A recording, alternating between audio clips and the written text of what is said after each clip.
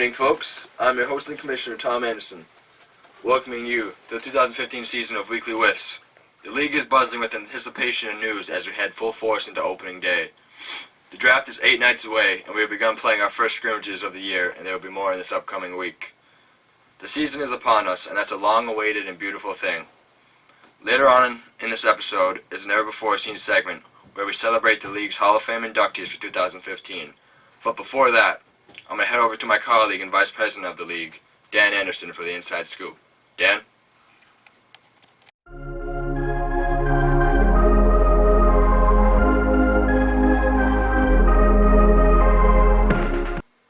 Hello folks, I'm VP Dan Anderson and this is the Inside Scoop. Recently there was a controversial trade that took place. The Gators traded away their 4th overall pick and a 2016 4th rounder to the Lemurs in exchange for the Lemurs' 7th overall and a 2016 3rd rounder. Some in this league feel as if this is a questionable move by rookie GM Zach Kelly. Will it pay off for him? Only time will tell. The 2015 draft is right around the corner. It will take place next Sunday, April 19th at 7 p.m. It will be live streamed on Ustream. How will the teams turn out this year? Tune in to find out. I would also like to remind everyone in the league to get their league fees in. The cost is $5 and it directly benefits the league. Also, if you are interested in purchasing a shirt for your team, we will be placing an order right after the draft. The cost is $24. Get your money in ASAP if you would like to have your shirt before opening day, May 17th. That's all for the Inside Scoop. I'll see you guys in the next installment.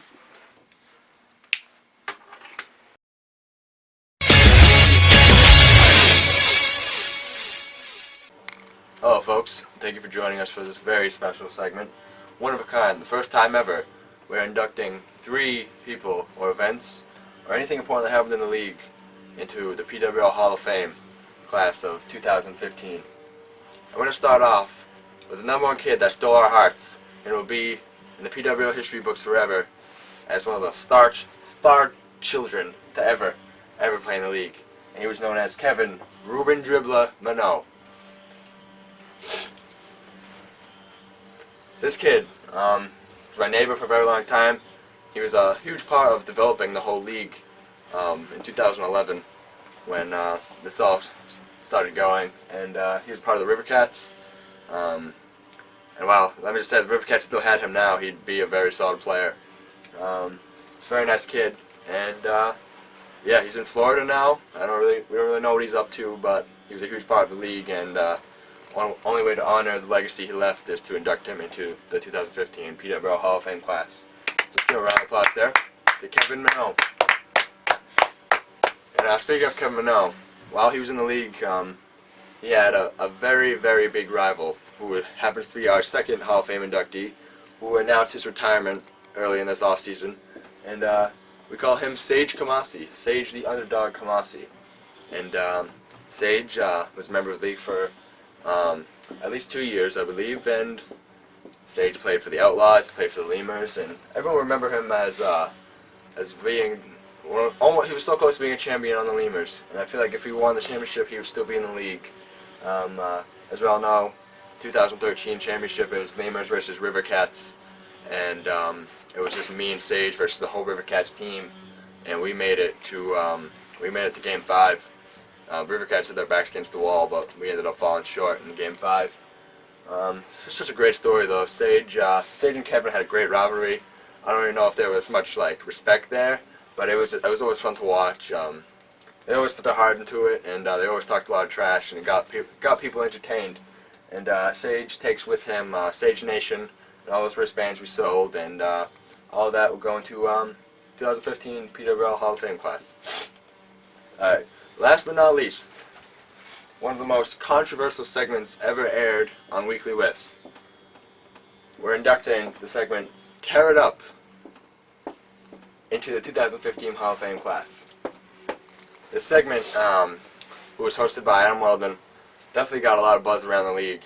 It wasn't always good, wasn't always bad, but it was the most opinionated segment that there will ever be. I mean, there was a lot of harsh words and cold facts in there, and yeah, I mean, I feel like it's something that everyone looked forward to. Didn't know if you were going to get bashed in that segment, you know what was going to happen.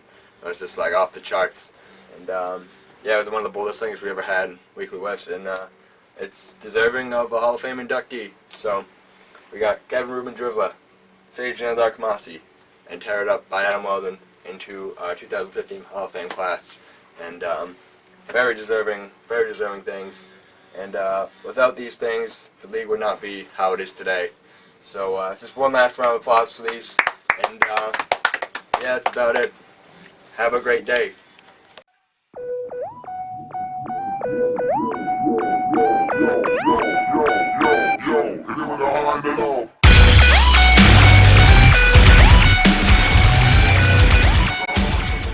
Hello PWO Universe, this is Across the League, and today I'm joined by the commissioner of this prestigious league, Mr. Thomas Anderson. How the hell are you doing today? Thank you for having me, sir.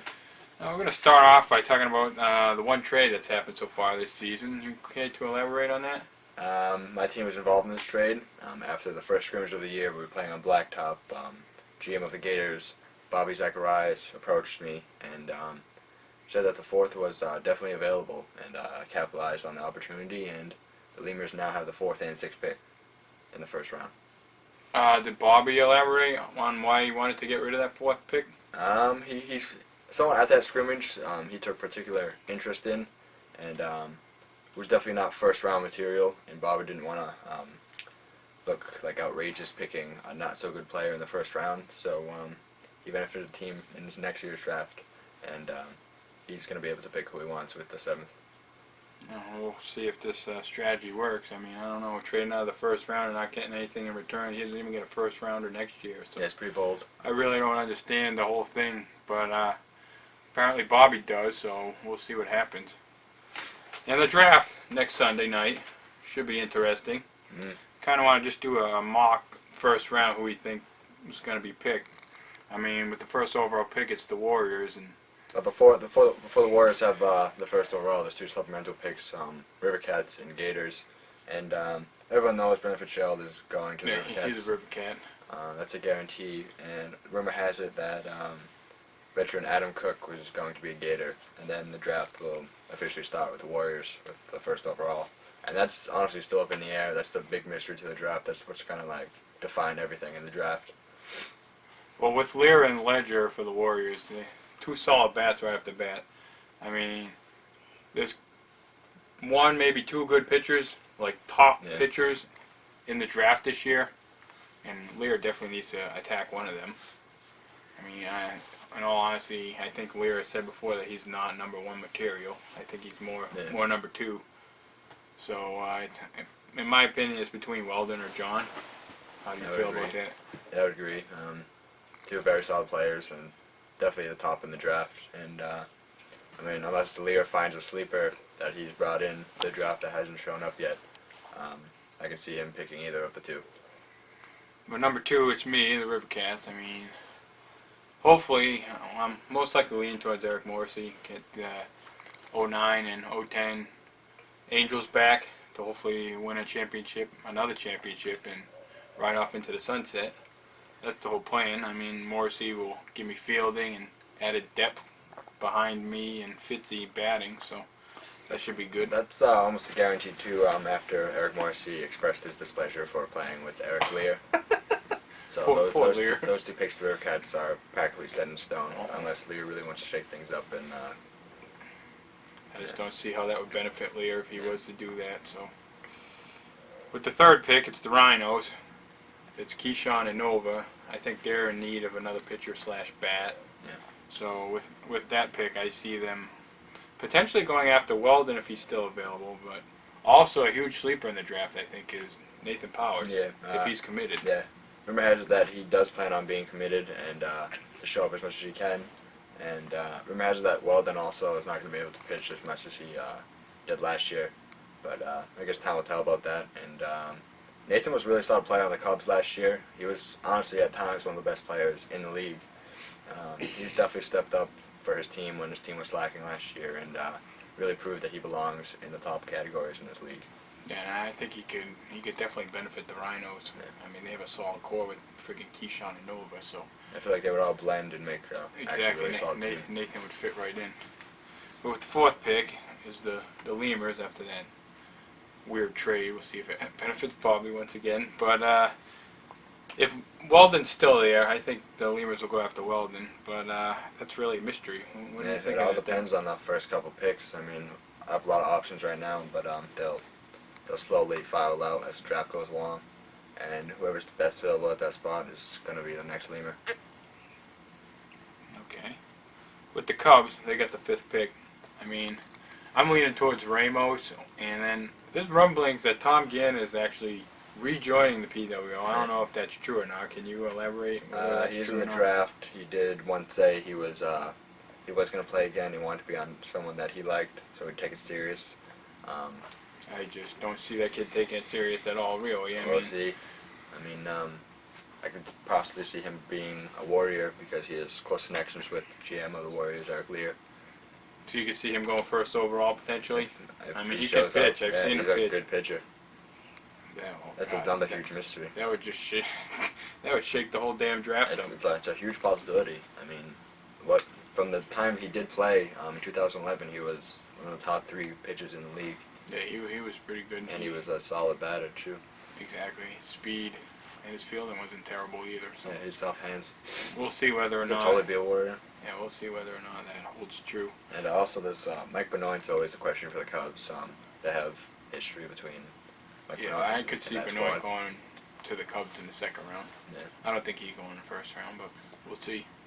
And then the 6th pick, it's the Lemurs. It's really like pretty much the whatever's left at this Yeah, that's when it aspect. starts like you go for like commitment and like there's some commits that are committed that are still solid that you definitely gotta grab and I think there's first. top 10 with skill, Yeah, but like the top 5 is what you want. They have batting, pitching, fielding, they're pretty much the whole package here and there. I mean, it all depends on who you're talking about. Like Eric Morrissey, I wouldn't really use him as a pitcher. He'd be a hitter and a fielder. And it's just the same with you. I mean, you said Weldon's not going to be able to pitch, so yeah. he'd be more of a hitter-fielder type. I mean, it'll be interesting to see how it all shapes up next Sunday night. And There shall be drama. yeah, all the GMs are welcome to attend this, right? Yeah, and if you're a GM and you can't attend our Ustream event, just sign on to Facebook chat, and we'll just do it via that. Be easier, and make sure everyone follows our Ustream channel, and it'll be streamed live at 7 p.m. Alrighty, and then after Sunday, we definitely need league fees right away. I mean, the friggin' season is almost less than a month away, so. And the weather's starting to turn warm. This weekend is supposed to be nice, and the beginning of next week's supposed to be nice. So hopefully we can get a couple scrimmages going. And once the draft's finally done, we can finally get team scrimmages going, which is always a ton of fun to see how everybody gels. Yeah. And also, if you know you're gonna get drafted by a team, get your shirt money in if you want a shirt. I recommend everyone gets a shirt, especially if like you're a newcomer. It just makes everything that much better. It's more official. And shirts this year at $24, and if you want one, just get it in as soon as possible. Is that the same price as last year's? Yeah. Okay. I wasn't sure. And we're still using the same company? Yeah. Okay. Unless the Gators have a cheaper jersey, so if you're a Gator, you get like a discount because it's a white jersey, and white jerseys are cheaper than any other. Because they're going to get dirty as hell. Alrighty, and then, is there any rule changes this year? Off the top of my head, besides, the only thing that comes to mind is the forfeits that we definitely had a problem with last year. If you forfeit 4 more games, like when you can field the team, like if it's like reasonable, all right. But if you can definitely field the team and you forfeit 4 more games, your team is just not going to be eligible for playoffs. Because there's teams that just suck, but they're dying to play and they show up every weekend and they can just take your spot. So just show up and just don't be an ass. Well, that's the whole other thing. I mean, there's been grumblings that people don't want to spend the whole day there, which is why we're starting earlier in the day, so hopefully we'll be out by 3:30, 4 o'clock. Yeah. Have a lot of the day left. Yeah, exactly. I mean, there were some days, like, some of the freaking games, like, last year, who the hell did you play where it was like 42 to 41 or something stupid like that? 75 run let's, game. let's hopefully try to avoid games like that, because those are the games that we stay there for 3 hours and we're there till 7:30 at night. Yeah. And I really just don't want the Gators falling into any of those games. That's why, like, if I would just advise GM Bobby, it's like, just draft skill, man. Because, like, I know if you want, like, a fun team, but if you show up every Sunday, just get obliterated, it's not going to be fun. It won't be fun. So you just got to draft a good team and hope they show up, and just like be a reasonable GM, talk them up, and just get them pumped to play the great game of Wiffs. And believe me, Bobby, you do not want to be regarded as the worst GM in PWL history, because that belongs to Ryan Fahey, and hopefully it stays that way this year. But on that note, we're going to leave across the league, and we'll see you with the draft recap next week. Thank you for watching, folks, and I hope you enjoyed the show. I'll see you all soon. Be sure to get your league fizz in and watch the draft streaming live on Ustream Sunday, April 19th at 7 p.m. This is all for now. I'm your host, Tom Anderson, signing off. Have a great day. Are you ready? Hey, think you can tell us what to do?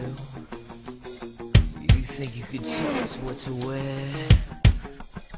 You think that you're better? Well, you better get ready. Bow to the masters. Hey, America. Break it down.